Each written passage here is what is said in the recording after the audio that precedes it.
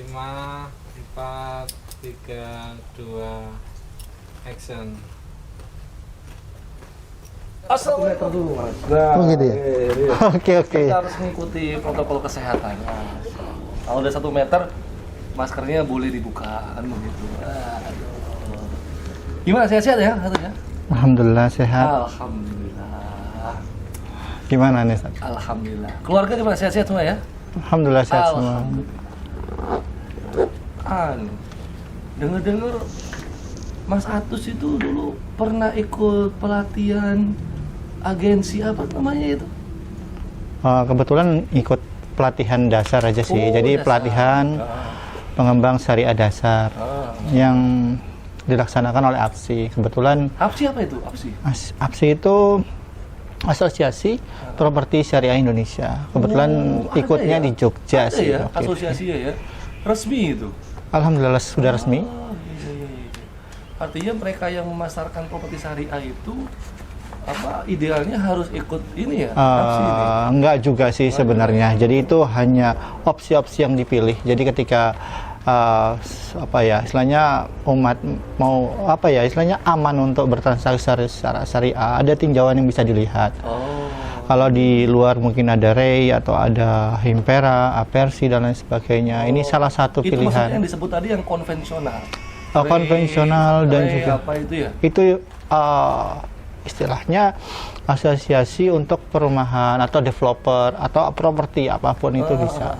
Jadi itu bebas, siapapun bisa masuk, siapapun bisa menjadi anggota dan siapapun gitu. ya punya akses ke sana lah.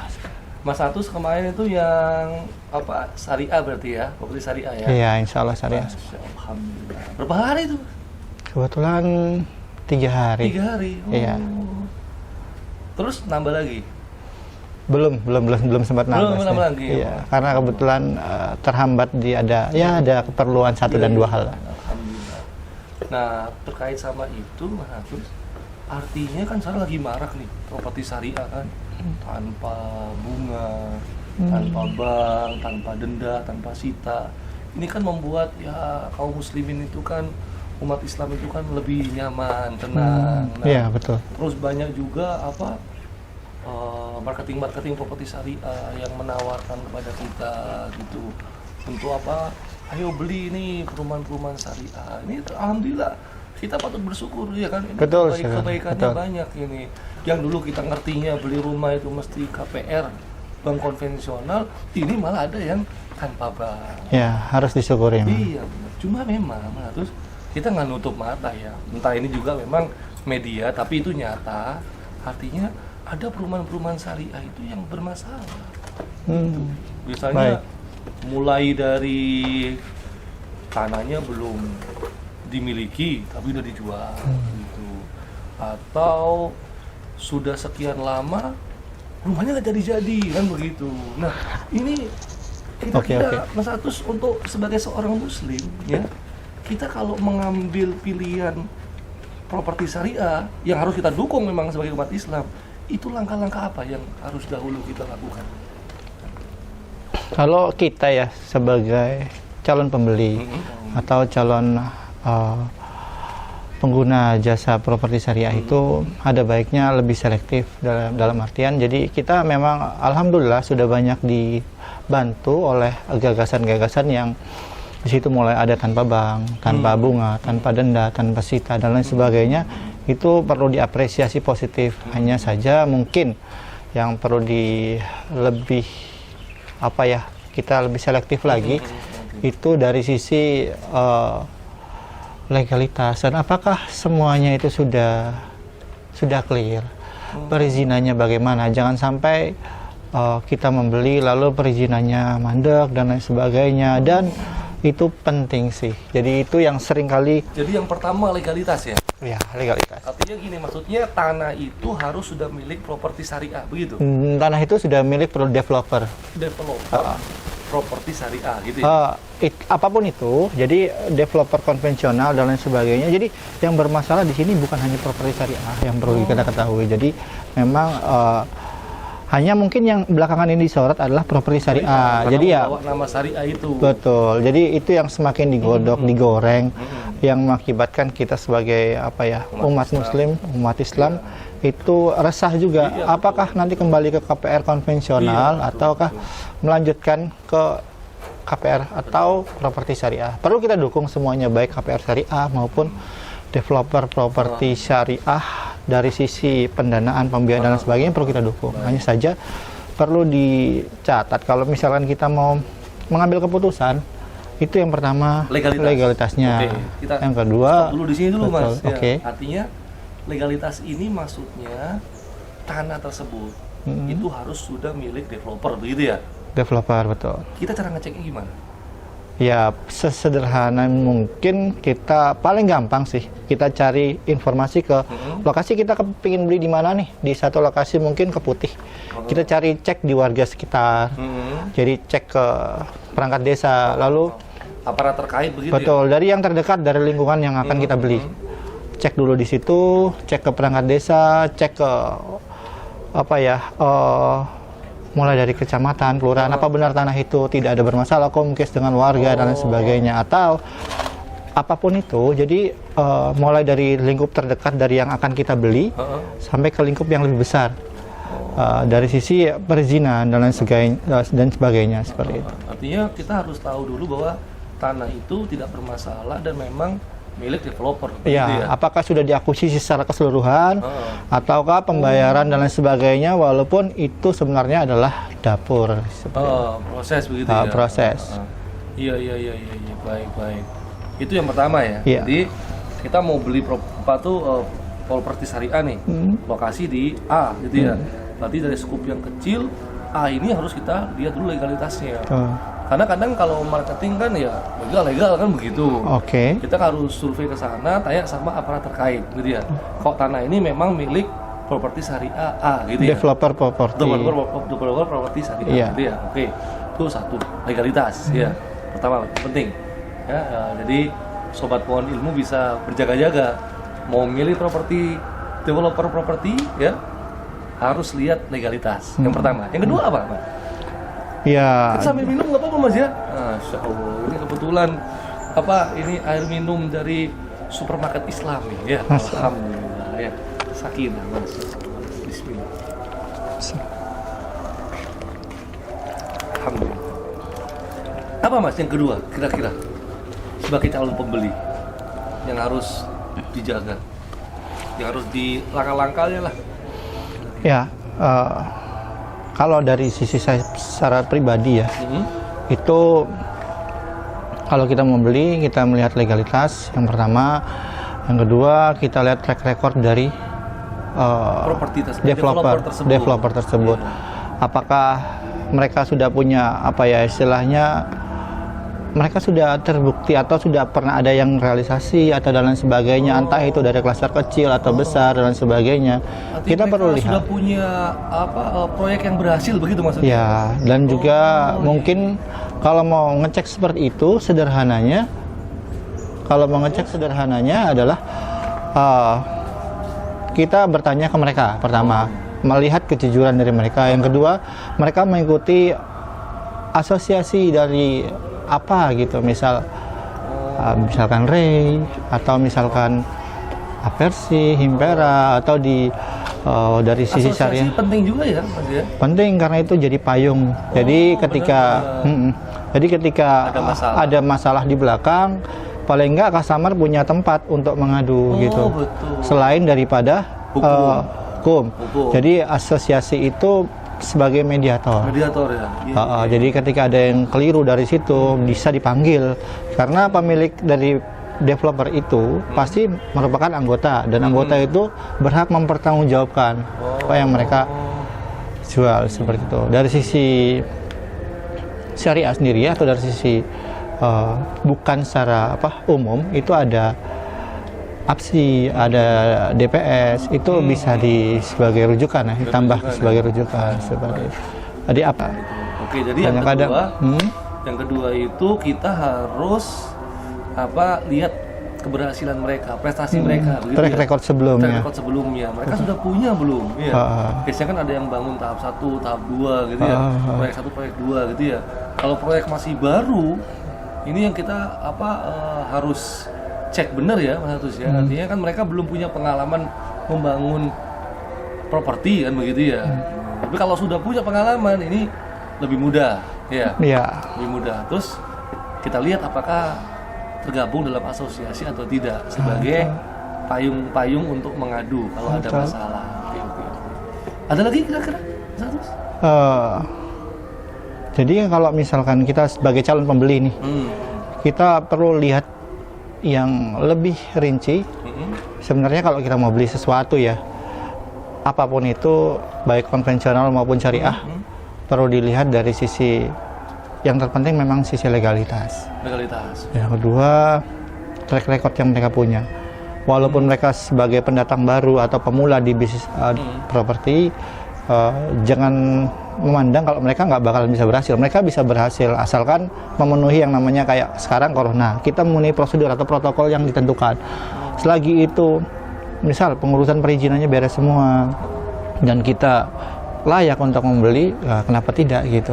Apalagi sekarang orang lebih cenderung memilih dengan harga yang lebih murah. Padahal sih sebenarnya properti syariah itu boleh murah, tapi tidak melulu dengan harga murah gitu. Oh, artinya murah bukan berarti murahan begitu ya? Iya, betul. Tapi murah kita juga harus ada tanda tanya juga, ini murah kenapa sih murah gitu. Kenapa bisa tapi ya memang kudu lebih selektif aja. Kan kalau misalnya legalitas ya, itu legalitas tuh apa aja sih selain oke tanah ini miliknya developer gitu. Emang ada perizinan-perizinan yang lain? Ya, perizinan-perizinan lain seperti izin lokasi, izin prinsip dan lain sebagainya. Tapi yang terpenting mungkin kalau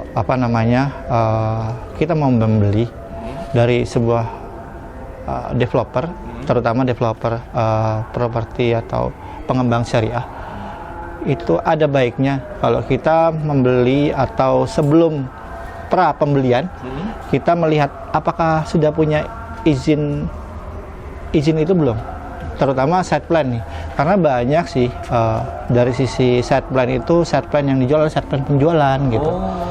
Jadi bukan site plan yang sebenarnya, artinya bukan sebenarnya itu site plan ini dibuat oleh Dinas Cipta Karya dan jadi maksudnya pihak pemerintah begitu? Pemerintah yang membuat. Jadi karakter dari set plan itu adalah warnanya hitam putih gitu. Jadi tidak berwarna. Kalaupun berwarna pasti ada master set plan-nya itu. Jadi ketika itu bisa ditunjukin, boleh nggak? Boleh lihat set plan-nya nggak? Paling nggak di sisi itu tahap itu sudah aman gitu. Itu mirip nggak set plan yang dari dinas dinas apa? Cipta Karya dan dengan set PUPR plan penjualan tuh sama nggak kira-kira? Atau beda? Kalau site plan itu kan denah rumah itu ya? Betul. Itu sama apa beda itu? Kalau denah rumah itu bisa jadi sudah fix. Tapi kalau site plan itu tata letak klaster dan lain sebagainya. Jadi gini, misal sebuah developer PTX ya, itu menjual presale. Mereka akan membangun sebuah lahan dengan luasan sekian, lalu mereka menampilkan, ini loh, istilahnya rencana pembangunan mereka. Rumahnya blok ini ada di sini, blok ini ada di sini, ada di sini. Itu mereka melakukannya itu sudah melalui verifikasi sebelumnya belum dari kedinasan gitu. Jadi mereka boleh aja sih sah-sah aja jualan seperti itu dengan asumsi mereka memenuhi kriteria, tapi itu nggak mudah. Melalui surat izin dan lain sebagainya. Paling nggak kalau udah ada set plan yang dari dinas yang keluar itu sudah safe. Artinya kalaupun kita ngomong jeleknya nih, developer itu kolaps. Kalau mau di take over sama developer properti yang lain, syariah maupun konvensional, atau yang nanti disyariahkan juga di KPR kan, paling enggak itu sudah tidak berubah gitu, tidak berubah bentuk lokasinya. Misal klaster A di sini, klaster B di sini, klaster C. Kita beli klaster C, jadi kita nggak akan berubah lokasinya dari klaster C itu. Jadi tetap di sisi situ gitu. Seperti itu sih tadi. Jadi ada legalitas dan juga track record. harus melihat track record ya, asosiasi, terus sama ini ya, kalau bisa ada izin dari Itu yang sisi legalitas. Kembali lagi ke site plan itu. lembaga site plan. Jadi legalitas itu termasuk site plan-nya udah jelas, atau paling enak sih site plan dan IMB. Ketika itu udah selesai, kita mau beli itu lega gitu. Jadi mereka sudah dibolehkan untuk mendirikan bangunan di tanah yang mereka miliki gitu. betul. Walaupun saat itu harga relatif lebih tinggi, karena kalau kita mau investasi masih bentuk lahan tuh lebih murah.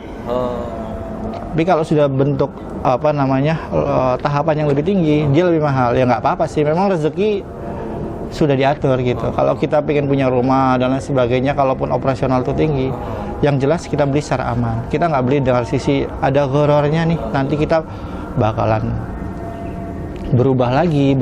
Karena saya sendiri ngalamin gitu. Kalau ngalaminnya 2016 lalu, kebetulan beli rumah di satu klaster di Malang. Jadi polanya seperti ini, saya beli dari sisi konvensional karena waktu itu belum ada pilihan lain.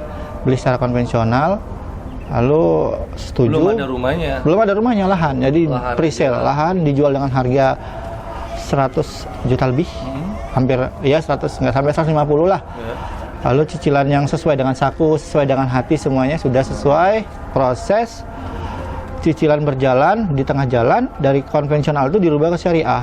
Dari syariah itu nanti dialihkan ke KPR perbankan lain. Jadi di 2017 kami dikumpulkan customer gathering lagi. Dari developer minta maaf kalau itu tidak bisa terbangun sampai saat ini dan akan dievaluasi kembali, estimasinya tahun 2018. 2018 harusnya udah jadi, tapi sampai sekarang belum jadi. Padahal saya ke sana terakhir 2019. Set plan itu jadi tahun 2018 bulan Agustus. Ya katakanlah LLO udah ada set plan-nya, semua udah lengkap. Tapi kenapa belum bisa terbangun? Karena itu tadi, membangun pun butuh biaya yang besar. Seperti itu. Jadi mungkin ya, terus bagusnya kita kalau mau beli rumah paling aman yang sudah terbangun begitu kira-kira. Tapi itu juga bukan jaminan ya sebenarnya. Tergantung budget. Tergantung budget. Enggak, artinya kalau sudah terbangun itu dari segi legalitas sudah aman. Insya Allah sudah aman. Sudah aman ya? Walaupun ada sih yang belum aman. Yang nakal-nakal sih. Tapi kalau sudah terbangun, harganya mahal kan begitu. Betul, ya? Harganya sudah ya mungkin kita nggak sanggup lah kalau untuk secara cash. Tapi saya punya info. Apa itu? Sudah terbangun, harganya murah. Wah, menarik. Bebas biaya. Nah, ya. Tapi kita nggak boleh ngiklan di sini. Oh iya, siap. Ini kan pohon ilmu, ya. Siap. Kita insya Allah bintang-bintang lagi Mas Atus ya, karena insya Allah paling tidak ini sebagai pengetahuan bagi kaum muslimin yang mereka ingin impian punya rumah dengan developer properti syariah, ya, supaya mereka juga tidak terjebak sebagaimana yang di berita-berita itu, ya. Betul. Kan kasihan sudah DP-nya misalnya besar, nyicilnya sudah ngoyo, ya, sudah sampai waktunya serah terima unit ternyata zong ya belum ada, ya. Itu gimana? Nanti cara mengatasi segala macam itu kita akan dialog lagi ya. Ya insya Allah. Jadi awalnya ini sebagai awal aja sih yang dua itu tadi, legalitas dan juga track record. Legalitas tuh kompleks. Jadi yang ujung-ujungnya kalau kita mau beli, mendingan kalau udah ada set plan, apalagi udah ada IMB, eksekusi aja gitu. Dengan eksekusinya cocok di hati, cocok di saku, dan semuanya cocok, bismillah jalan aja gitu. Nanti kapan-kapan kita juga bahas apakah kita perlu pakai bank atau enggak. Oke, siap. Baik, sobat pohon ilmu, ya. Jadi insya Allah kita akan lanjutkan masalah ini supaya mudah-mudahan kita semua bisa terhindar dari berbagai macam bentuk yang tidak amanah dalam mengelola perumahan-perumahan syariah yang lagi booming, ya. Dan mudah-mudahan kita bisa punya rumah di dunia ini. Tapi kalaupun nggak bisa, insya Allah kita juga bisa punya rumah di surga. Amin, Allahumma amin. Terima kasih. Sampai jumpa lagi Mas Atus ya. Mudah-mudahan sehat selalu ya. Assalamualaikum. Waalaikumsalam warahmatullahi wabarakatuh.